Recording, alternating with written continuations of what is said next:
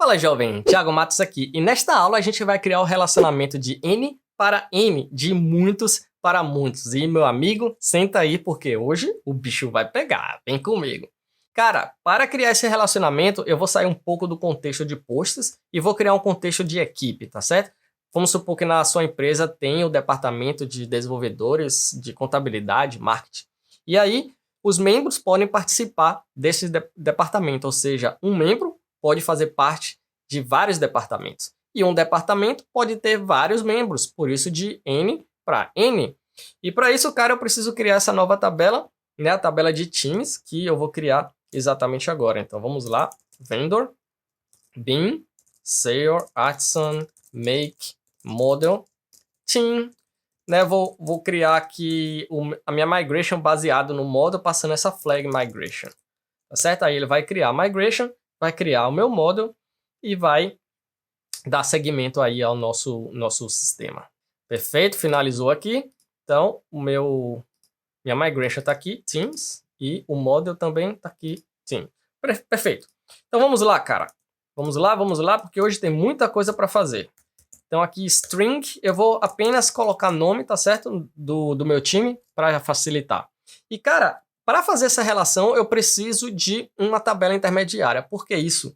Porque não dá para eu salvar todos os IDs de times dentro de um usuário e todos os IDs de usuário dentro de times, né? Não tem como fazer isso. Quando a relação de 1 para N ou N para 1, dá para a gente criar lá o user ID dentro lá do módulo do registro. Mas aqui a gente precisa de uma tabela no meio para poder fazer o quê? Para justamente declarar essa relação. Essa tabela central aqui vai dizer o seguinte, cara, usuário 1 entrou pro departamento A. Usuário 1 entrou para o departamento C. Usuário 2 entrou para o departamento A também. E usuário 3 entrou para o departamento C também. E aí, nessa tabela, ele vai ficar salvando os IDs dessas outras tabelas ao redor. Tá certo? E essa tabela central que é o que a gente chama de pivô. Porque a gente está pivotando, de fato, essas duas tabelas que a gente está querendo criar a relação. Tá certo? E galera, o seguinte. Eu particularmente prefiro criar uma migration para cada tipo de tabela. Tá certo? Mas também muita gente cria essas migrations baseada em contexto, ou seja, pega o seu contexto todo e joga tudo dentro de uma migration, sem problema nenhum. Ou seja, você vai criar mais de uma tabela dentro de uma migration só. Que é o que eu vou fazer aqui agora só para exemplificar para você. Mas eu pessoalmente gosto de criar as migrations separadas, tá certo? Então aqui eu vou copiar esse esquema aqui embaixo e vou criar a minha tabela aqui de pivô seguindo a convenção do Laravel e de outros muitos sistemas, que é o nome singular das duas tabelas, separado aqui por underscore e ordenado alfabeticamente. Perfeito? Essa é a convenção. E aqui, obviamente, eu preciso da foreign key de usuário. Isso aqui a gente já estudou. Então eu vou adiantar. Deletes, cascade, e aqui on updates, cascade. E também eu preciso do ID do outro lado, né, da relação, que é de time. Team, ID. Timestamp a gente não precisa. E esse ID aqui é facultativo nesse caso, tá? Você pode até remover esse ID e criar uma foreign key, né, uma chave primária, na verdade uma foreign key, uma primary key, baseada nesses dois caras aqui, que é o que eu até prefiro, mas eu nem vou fazer agora para não consumir muito tempo, porque eu quero focar mesmo na relação lá dentro do Laravel, tá certo? Perfeito. Aí eu preciso também agora dropar, né, deletar essa minha tabela, se eu quiser dar um rollback. Perfeito. Show de bola. Então vamos lá rodar minha migration. Nesse caso aqui, PHP artisan migrate. E aí ele vai rodar minha migration, vai criar essas duas tabelas. Perfeito. Então vamos acessar aqui o meu banco de dados, database, atualizar aqui, e eu tenho aqui teams e user, certo? Cara, eu vou criar algumas equipes aqui na mão mesmo, para a gente adiantar, certo? Aqui vai ser uma equipe de dev, aqui vai ser uma equipe de marketing, como eu falei, marketing, e aqui vai ser uma equipe de contabilidade. Pronto. 3 times, salvei. Massa. Perfeito. Acho que eu nem preciso mais abrir o banco. Vou fechar ele aqui para ter mais espaço. Cara, seguinte, agora a gente tem que ir lá no modo usuário para poder declarar essa relação. E a gente vai declarar essa relação exatamente como a gente fez com as outras, né? Vou dar o nome de Teams, porque a gente está trabalhando com Teams. E vou retornar aqui essa relação de muitos para muitos. E no Laravel, essa relação se chama belongs to many, ou seja, pertence a muitos. E aí você passa, né, o modo que você está criando essa relação, certo? Como a gente está utilizando aqui as convenções do Laravel, o Laravel vai dizer assim, você está no modo user, está fazendo uma relação com time, mas a relação de belongs to many, de muitos para muitos, então você precisa de uma tabela pivô.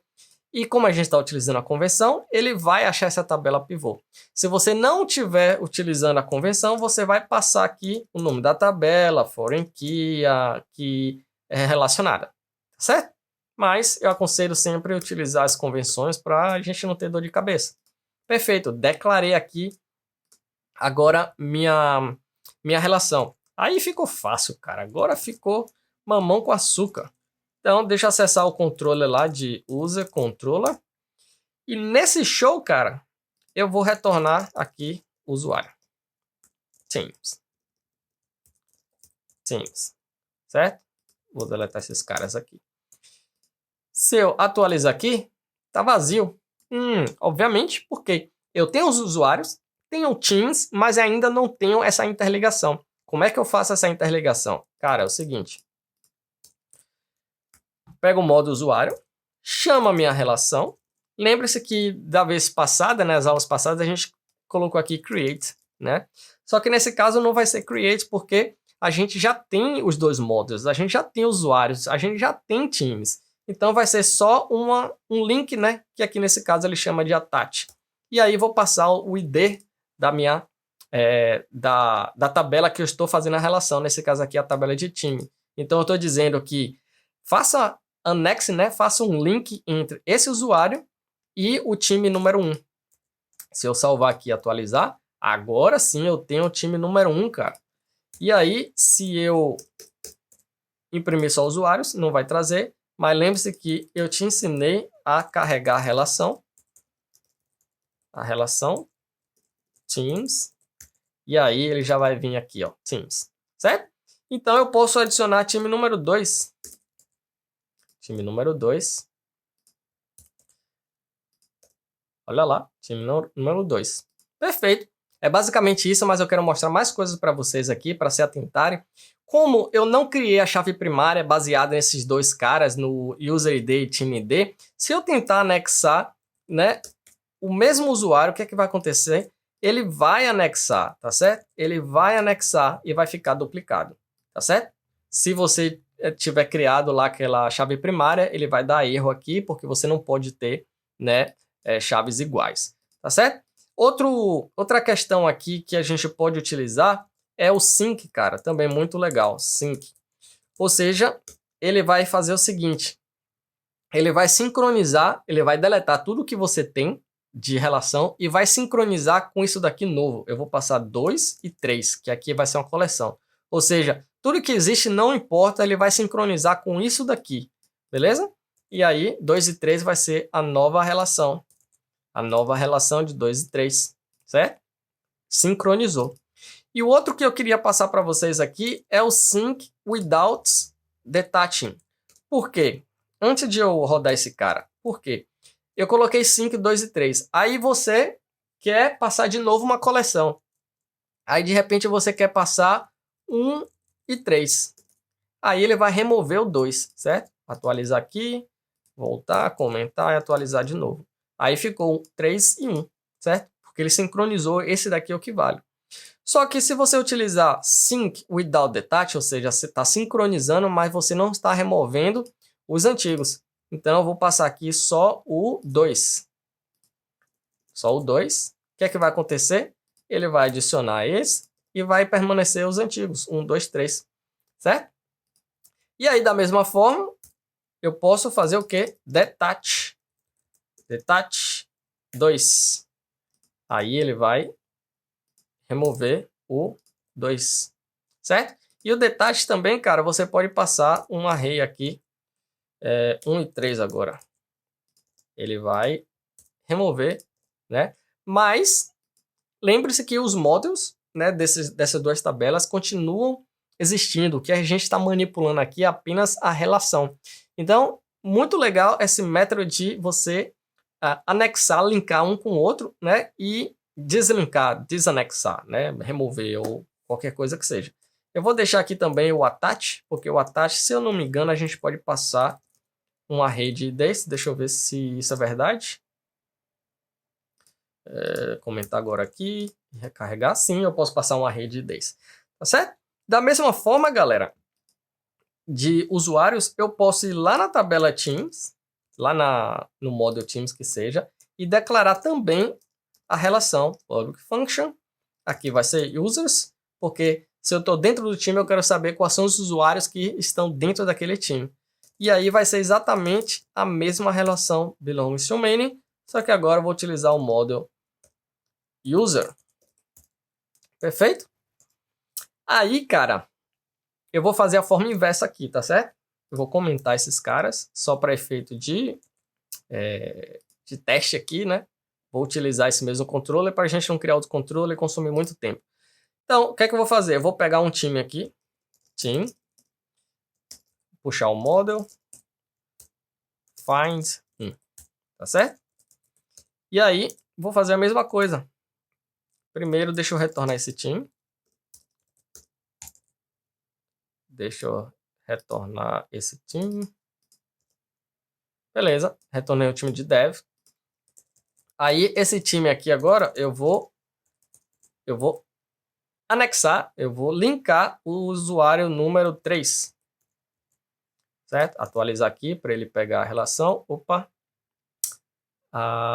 Claro, eu esqueci da relação aqui, user. Aí sim, attach. Certo? Atualizar aqui.